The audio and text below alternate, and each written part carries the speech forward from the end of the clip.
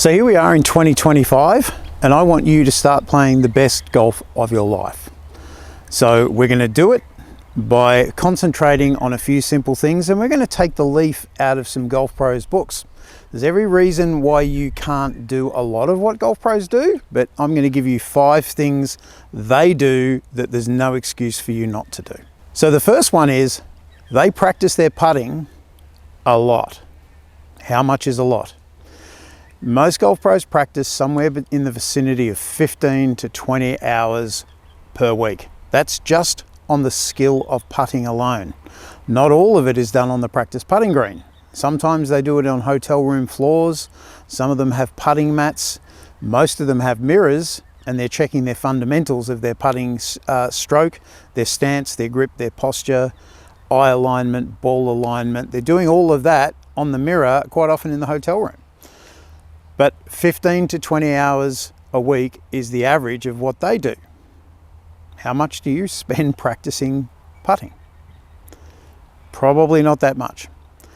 And when you think about it, from 8 feet, the best players in the world average 50%. So from 8 feet, they get one and they miss one. And you look at 8 feet and you think, geez, that's not very good. And these are the people that practice 15 to 20 hours a week. But that's what it takes to get to 50% from 8 feet. What's your percentage from 8 feet? It's going to be a lot lower. But our expectation is it should be 70 or 80%. The reality is 50% is world class. So if we can just practice your putting more than you currently do, it's going to help. Practice long putts, practice short putts. Get a putting mirror, use a putting mat, practice on carpet down the hallway at home. If you can do even half an hour of putting a week, so that would be, 10 minutes every second day. That's going to go a long way towards helping you improve your putting. So the second thing golf pros do that you probably don't is they practice their chipping, their pitching, and their bunker shots. And they practice it a lot. This is the scoring zone. It's their bread and butter. As much as we want to think that golf pros hit great shots all the time, the reality is they don't. They average 12 greens per round, so they're missing 6. They average 60% of fairways, so they're missing 40%. But even with that, they're averaging 3 under par. So they've got great short games. Sure, they've got great techniques, but even if you have poor technique, if you just spend a little bit of time practicing those short game skills, hit some bunker shots. If you can't play bunker shots well, you probably don't want to practice bunker shots. It's not going to get better if you don't practice it. So you've seen my videos on using a breadboard. It's the simplest way of learning how to hit a bunker shot.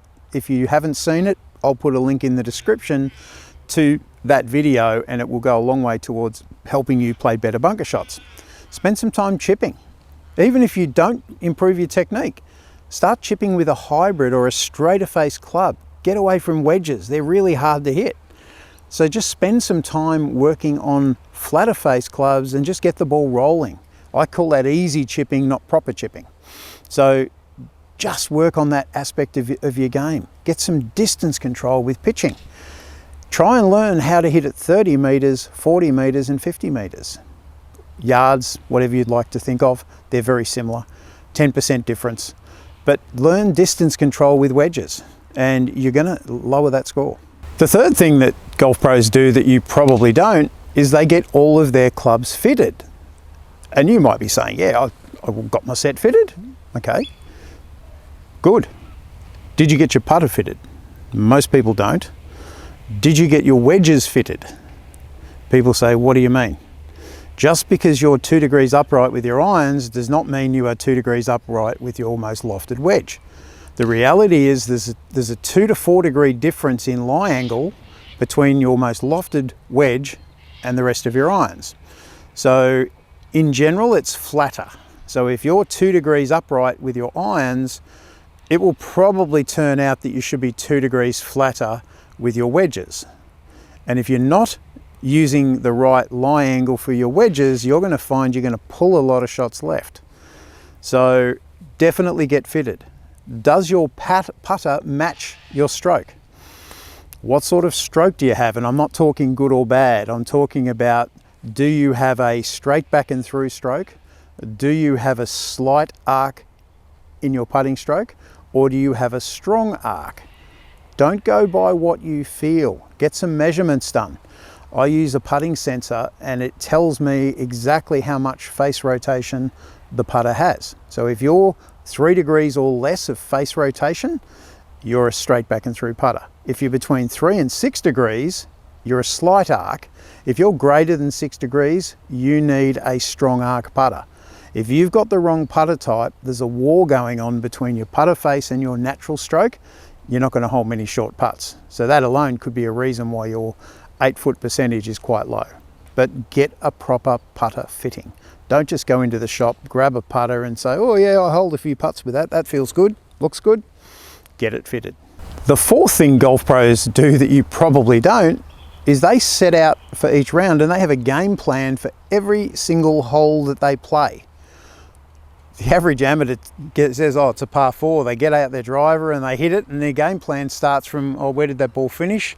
What do I do now?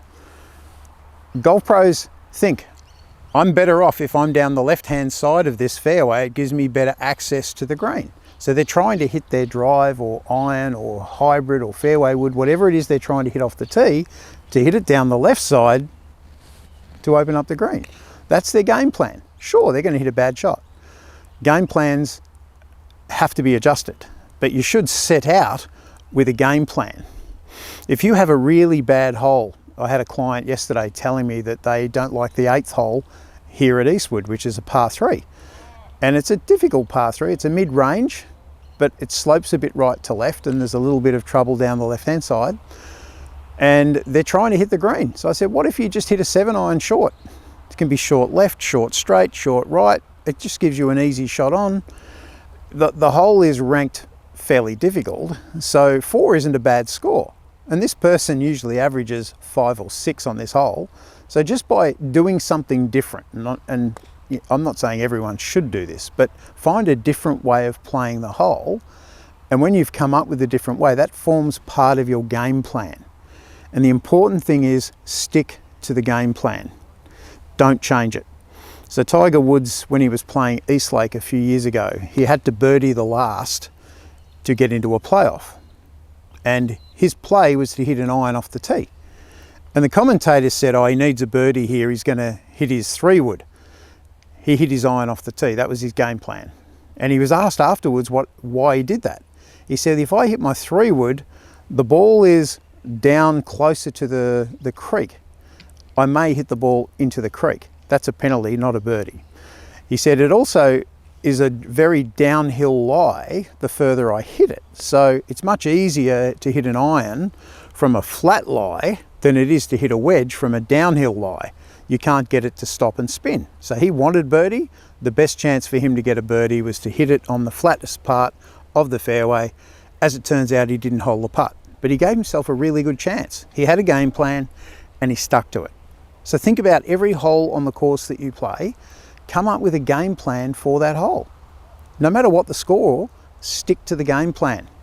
Have the courage to stick to it. And the last thing golf pros do that average golfers don't is quite simple. They hit the shot they know they can hit. They're hitting shots what I would be calling 7 or 8 out of 10. If they're faced with a shot and they say to themselves, how many times out of 10 can I make this shot? If the answer's 2, they're not going to play that shot. It looks exciting when it comes off and you'll remember it for the rest of your life. But remember, it's going to come off 2 times out of 10. That means 8 times out of 10 it's not going to come off and your average score is going to blow out because of it.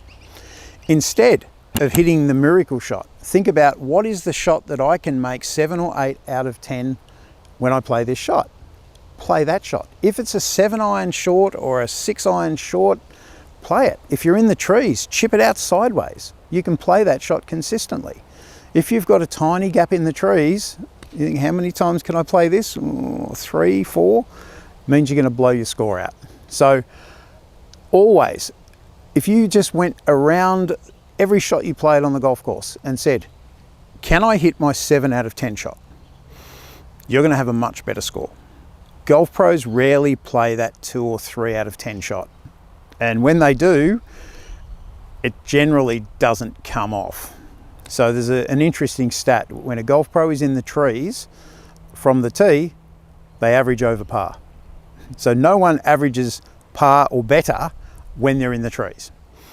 So if you can chip it out and find a way to make par, you're actually going to be better off. It's when you try to play that miracle shot that you increase your score by having doubles and triples. So just hit the shot that you know that you can hit, and you're definitely going to lower that score.